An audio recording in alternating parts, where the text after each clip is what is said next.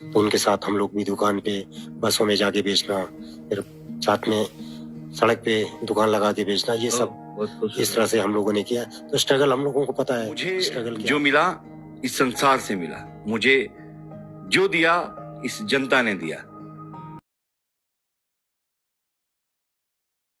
जो भी कमा लूं इस भगवान की कृपा मुझ पर है, इसीलिए मैं एक हाथ से कमाता हूं तो दूसरे हाथ से दान करता। दुकान पहले मेले किया करते थे भादर में। अच्छा, मेलों में जाकर के स्टॉल लगाते थे।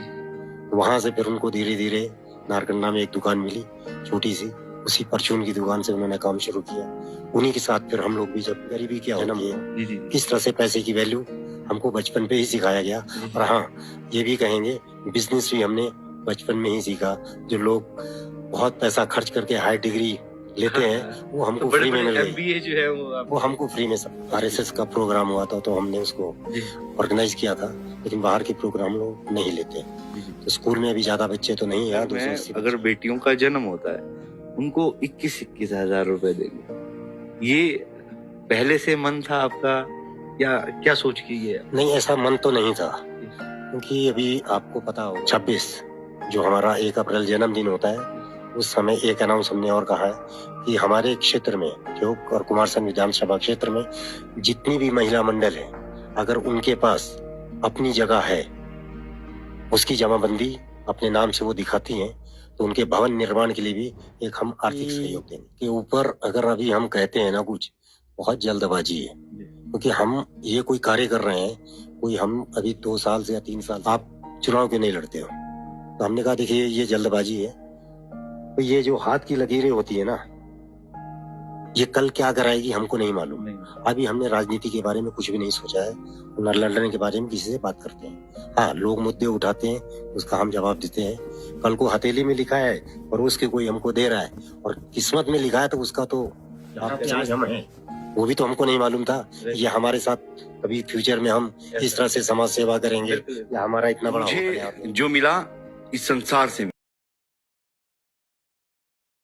ने दिया, और मेरी मानना है कि मैं जिंदगी में जो भी कमा लूं इस भगवान की कृपा मुझ पर है, इसीलिए मैं एक हाथ से कमाता हूं तो दूसरे हाथ से दान करता चला जाता हूं। नमस्कार, आज आपकी मुलाकात एक विशेष व्यक्ति से करवा रहे हैं। कौन है ये विशेष व्यक्ति? जब अपने विधानसभा क्षेत्र में ये आते हैं तो तहलका मच जाता है। समाज सेवी राजेश कुमार गुप्ता आज हमारे बीच में हैं और इनकी जीवनी के बारे में कुछ बातचीत करेंगे और कुछ खट्टी मीठी बातचीतों के साथ यहीं से बातचीत कर सकते हैं। तो बहुत बहुत स्वागत है। धन्यवाद आपका जी।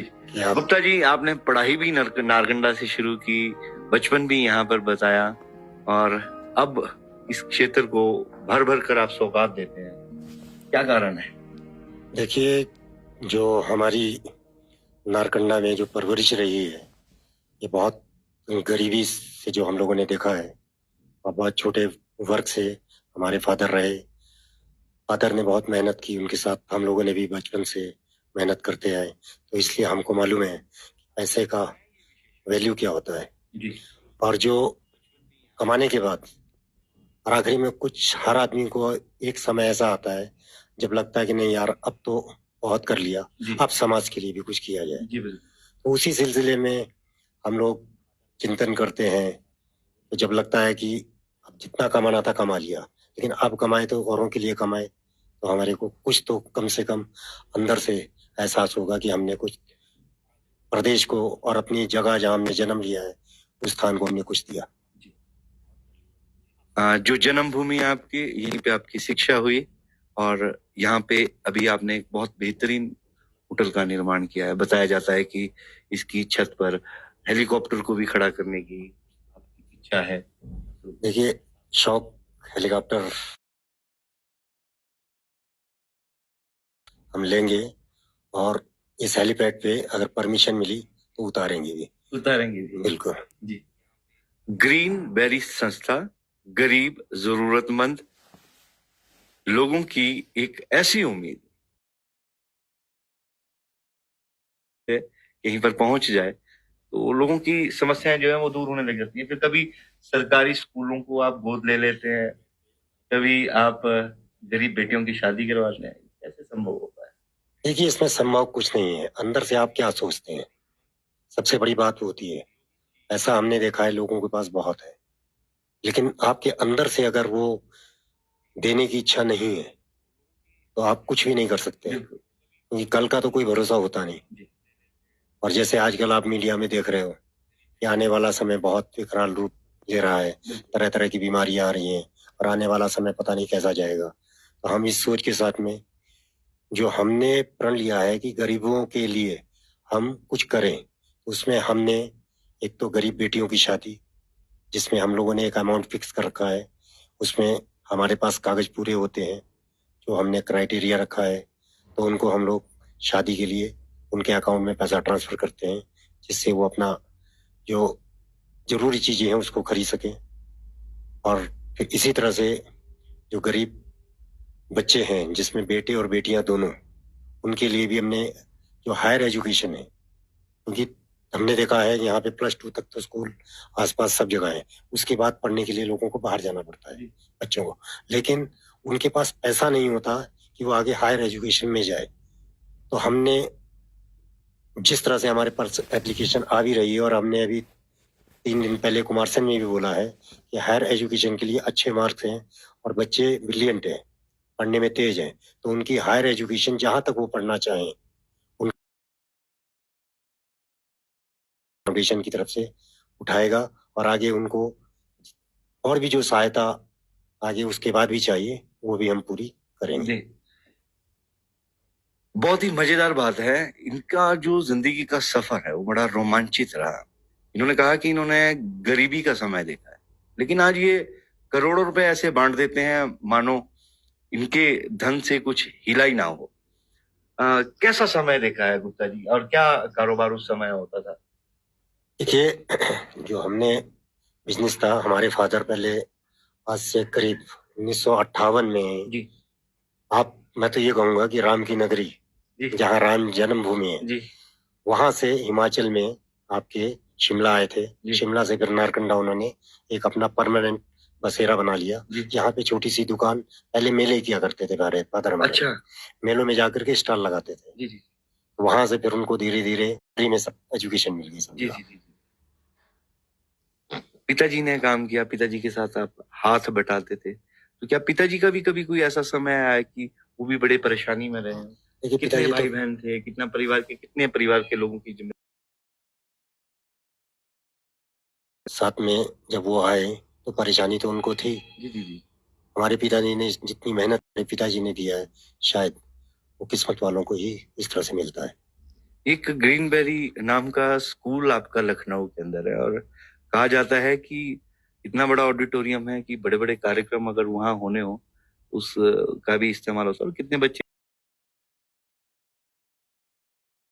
हमारा करीब 7 एकड़ में है, और उसका कंस्ट्रक्शन एरिया करीब 2.5 लाख स्क्वायर फीट है। तो उसमें ऑल फैसिलिटीज है, कुछ फैसिलिटीज अभी कंप्लीट नहीं हुई है, कंप्लीट भी होंगी। तो ऑडिटोरियम रहती है जहाँ पे प्रोग्राम किए जा सके। बाहर के प्रोग्राम भी कई बार हम लोगों के पास आते हैं, तो वो बहुत खास होते हैं। जैसे अभी एक RSS का प्रोग्राम हुआ था, तो हमने उसको ऑर्गेनाइज किया था, लेकिन बाहर के प्रोग्राम लोग नहीं लेते। तो स्कूल में अभी ज्यादा बच्चे तो नहीं, यहाँ 280 बच्चे हैं, लेकिन स्कूल जो है बिल्डिंग और इंफ्रास्ट्रक्चर वर्ल्ड क्लास का है। क्या ऐसा स्कूल भविष्य में यहाँ पे भी खोलने का मन हो सकता है? देखिए, लग्जरी स्कूल का यहाँ पे कॉन्सेप्ट समझना पड़ेगा कि क्या उद्योग में ले रखी है, लेकिन जगह थोड़ी कम पड़ रही है। आर्किटेक्ट उसके ऊपर काम कर रहे हैं। अगर उस पे डिजाइन सही बैठा तो आने वाले समय में उस पे हम कंस्ट्रक्शन शुरू करेंगे, और देखेंगे उसमें आगे क्या चुनौतियां आती है, किस तरह से उसको हम रन करेंगे। पहले तो अभी बनने का नौबत आए कि हाँ बनेगा कि नहीं बनेगा। अभी 2 दिन पहले एक जनसभा के दौरान राजेश कुमार गुप्ता खुले मंच पर बोल देते हैं कि साल 2025-26 के बीच में जितने भी गरीब घर में अगर बेटियों का जन्म होता है उनको 21-21 हजार रुपए देंगे। ये पहले से मन था आपका, या क्या सोच के ये? नहीं, ऐसा मन तो नहीं था, क्योंकि अभी आपको पता होगा, जैसे आप लोगों ने न्यूज भी डाली है, और मालूम भी पड़ा कि हमको उम्मीद नहीं थी कि हम इतनी जल्दी सीने में पेन था, सांस लेने में प्रॉब्लम थी, हॉस्पिटल में एडमिट हुए और इसी तरह से यहाँ पे हमारे आदमियों को खबर पहुंची और मीडिया तक भी पहुंच गई हो, जिसे मीडिया ने दिखाया। उसके बाद जो उसमें कमेंट्स आए लोगों के, जिस तरह से लोगों ने उसमें दुआएं दी, उसके बाद लगा नहीं अब आगे की जिंदगी जो है यहाँ जो कुमारसैन विधानसभा क्षेत्र के गरीबों के लिए हमको जीना है। और ये गरीब बेटियां जो भी 21,000 का अनाउंस किया है, तो ये अभी 1 साल के लिए तो हमने कहा है जितनी भी बेटियां हों 100, 50, 200, 400, जो भी बीपीएल परिवार है या गरीब है, गरीब का मापदंड का नहीं है तो वो भी गरीब की श्रेणी में आते हैं, तो उसको हर जरूरी नहीं है कि उसके पास कोई सरकारी कागज हो। कई बार बीपीएल की श्रेणी में आदमी नहीं होता लेकिन वो सच में गरीब होता है, और कई बार बीपीएल की श्रेणी में आदमी होता है लेकिन वो आपको पता है कि वो उसके पास, तो वो हम लोग उसको चेक करते हैं। अच्छा। उसका मकान चेक करते हैं कि बीपीएल है, लेकिन मकान और बाकी फैसिलिटीज गाड़ी वगैरह सब कुछ है, तो उसको हम लोग क्रॉस कर देते हैं। तो इसमें 21,000 रुपए जितनी भी बेटियां हैं उनको हम लोग देंगे। साथ में हमने एक और अनाउंस किया है कि 2026 जो हमारा 1 अप्रैल जन्मदिन होता है, उस समय एक अनाउंस हमने और कहा है कि हमारे क्षेत्र में ठियोग और कुमारसैन विधानसभा क्षेत्र में जितनी भी महिला मंडल है, अगर उनके पास अपनी जगह है, उसकी जमाबंदी अपने नाम से वो दिखाती हैं, तो उनके भवन निर्माण के लिए भी एक हम आर्थिक सहयोग देंगे। चाहे जितने भी महिला मंडल हो उनका अलग अलग जगह हो। बिल्कुल। और हमारे हिसाब से करीब हमारे क्षेत्र में 500 के करीब महिला मंडल है। अगर उनमें 100 के पास अगर जगह है तो 100 लोगों को देंगे। हाँ, उसमें एक आर्थिक सहायता होगी जिसमें वो शुरुआत कर सके। ऐसा नहीं कि बहुत बड़ा भवन हम बना के देंगे। ये घोषणा करना ही अपने आप में बहुत बड़ी बात है। और राजेश कुमार गुप्ता समाज सेवा करते हुए ठियोग कुमारसैन विधानसभा क्षेत्र में जब घूमते हैं, हलचल और सत्ता के गलियारों से आवाज आती है कि राजनीति में कहीं ना कहीं कुछ के ऊपर अगर अभी हम कहते हैं ना, कुछ बहुत जल्दबाजी है, क्योंकि हम ये कोई कार्य कर रहे हैं, कोई हम अभी 2 साल से या 3 साल से नहीं कर रहे। आप पता करेंगे लोगों से। नहीं, आप जब से कर रहे हैं तब से हम दिखा रहे हैं लोगों को। हाँ, नहीं आप नहीं दिखा रहे हैं, क्योंकि हम लोग पहले सोशल मीडिया नहीं था, लोगों को मालूम ही नहीं पड़ता था। करीब 15-16 साल हो गए हमको, ठीक है। और अभी जैसे महिला मंडल सिलाई मशीन हम लोग बांट रहे हैं, अभी हर महिला मंडल को सिलाई मशीन दे रहे हैं, हम लोग यूनिफॉर्म भी देते हैं। तो जितनी महिलाएं अभी आई, करीब परसों भी हमारे पास करीब 250-300 महिलाएं आई थी, तो सबका एक ही था, गुप्ता जी आप चुनाव क्यों नहीं लड़ते हो? तो हमने कहा देखिए ये जल्दबाजी है, तो ये जो हाथ की लकीरें होती है ना, ये कल क्या कराएगी हमको नहीं मालूम। अभी हमने राजनीति के बारे में कुछ भी नहीं सोचा है, न लड़ने के बारे में किसी से बात करते हैं। हाँ, लोग मुद्दे उठाते हैं, उसका हम जवाब देते हैं। कल को हथेली में लिखा है और उसके कोई हमको दे रहा है, और किस्मत में लिखा है, तो उसका तो आप समझ सकते हो। जहाँ पे आज हम हैं वो भी तो हमको नहीं मालूम था ये हमारे साथ कभी फ्यूचर में हम इस तरह से समाज सेवा करेंगे या हमारा इतना बड़ा होटल यहाँ पे होगा। मुझे क्या मालूम था कि आज मैं अपने पिताजी के साथ उनके काम में सहयोग कर रहा हूँ। कभी बस में चढ़कर सामान बेचता हूँ तो कभी दुकान के बाहर फड़ी लगाता हूँ। जी हाँ, मैं राजेश कुमार गुप्ता बोल रहा हूँ। आज करोड़ों रुपए ये सरकार की भी मदद करते हैं, आमजन की भी मदद करते हैं। पहली बार जब इन्होंने हमारे साथ मुलाकात की थी तो जन्मदिन गौशाला में मनाते हुए हमारी बिल्कुल, ये एक हमने प्रण लिया था जब आप मिले भी थे, जो गौशाला है, तो हमने एक शायद इससे हमको एक वहां से हम जब भी गए ना तो एक एनर्जी लेके गए। जब भी हम गौशाला जाते हैं अपने जन्मदिन से एक दिन पहले आते हैं, वहां पे जो भी हम चेक भेंट करते हैं तो एनर्जी मिलती है। और हमने ये सोचा है कि हमारे ठियोग विधानसभा क्षेत्र में जितनी भी गौशाला है हम सबके साथ जुड़े और इसी तरह से वो गौ माता का आशीर्वाद मिले और इसी तरह से हम आगे बढ़ते रहे। सीने में दर्द होती है, घबराहट तो होती है गुप्ता जी। क्या राजेश कुमार गुप्ता डरे नहीं? आज से 4 साल पहले भी सीने में दर्द उठी और अभी हाल ही में कुछ दिन पहले भी उठी, लेकिन फिर भी आप जो है देखिए जिसके साथ में उसी डबल एनर्जी के साथ आप लोग। बिल्कुल, देखिए लोगों का जितना प्यार वो नहीं लगता किसी और लोग भी यहाँ पे जो राजनीति से जुड़े हैं या गैर राजनीतिक के लोग हैं, जितना प्यार लोग मुझे देते हैं या जितना हमारे लिए लोग दुआएं किए इस बार, तो मैं तो उसका ऋणी हूं। और शायद पूरी जिंदगी इस क्षेत्र के लिए, चाहे ये समाज सेवा का रूप है या कल को कोई दूसरा रूप आता है, उसमें कोई कमी नहीं रहेगी। मंच पर कुछ लोगों को संदेश देते हुए नजर आया। इस तरह की बयानबाजी ना करें, किसकी ओर ये इशारा था और किन लोगों को आप नसीहत देना चाहते? देखिए, नसीहत तो उनके लिए है जो मंच पर आपने अभी आप ही लोगों की सोशल मीडिया पे जो न्यूज चैनल है आप लोगों के, उसी पे हमने भी देखा कि पैसे वाले हैं, पैसे से चुनाव लड़ेंगे या जीतेंगे, खरीदेंगे। समाज सेवा कुछ भी नहीं होती। समाज सेवा बिल्कुल। शब्द को उन्होंने नकार ही दिया। तो हम तो कहते हैं हम समाज सेवा कर ही नहीं रहे, बिल्कुल। हम तो लोगों से अपने रिलेशन डेवलप कर रहे हैं, लोगों के साथ उठ बैठ रहे हैं। भाई आज हम जैसे दोबारा फिर जाएंगे उनके गांव में, अगर लगा तो फिर कुछ ना कुछ करेंगे।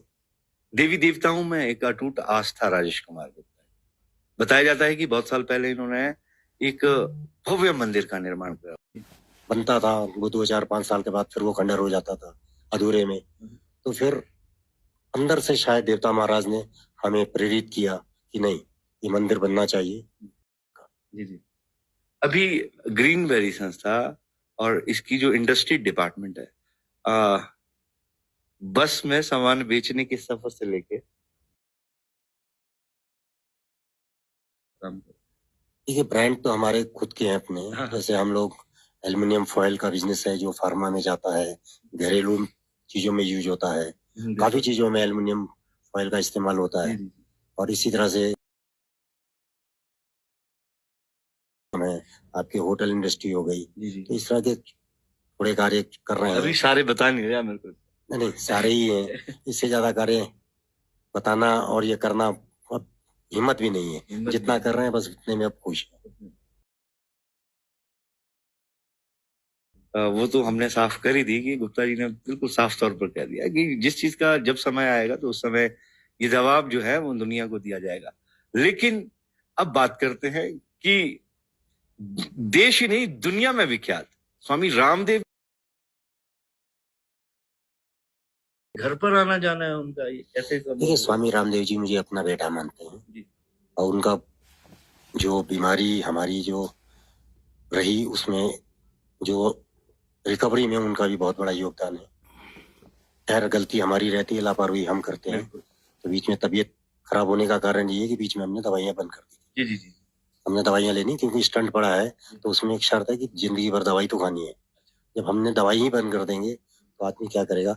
स्वामी रामदेव जी हमको, हमारे बच्चों को बेटों और अपने नाती पोते की तरह मानते हैं और आना जाना तो लगा रहता है। तो हम भी, एक होता है ना संत का आशीर्वाद, वो हमारे ऊपर इतना बड़ा है तो उनकी वजह से हमारा भी सीना चौड़ा रहता है कि ठीक है कि महाराज जी हमारे साथ में जुड़े हुए हैं। वैसे तो कहते हैं कि एक संत का आशीर्वाद मिल जाए तभी जो सीना चौड़े हो जाता है, लेकिन हाल ही में एक और वीडियो वायरल हुआ था। आने का एक विचार हमने किया है जो जल्दी शायद कार्य रूप उसका तैयार करेंगे। और अगर उस तरह का कॉन्सेप्ट कभी हमारे पास फिर धन हुआ तो आपके क्षेत्र में भी उस तरह का जरूर खोलेंगे।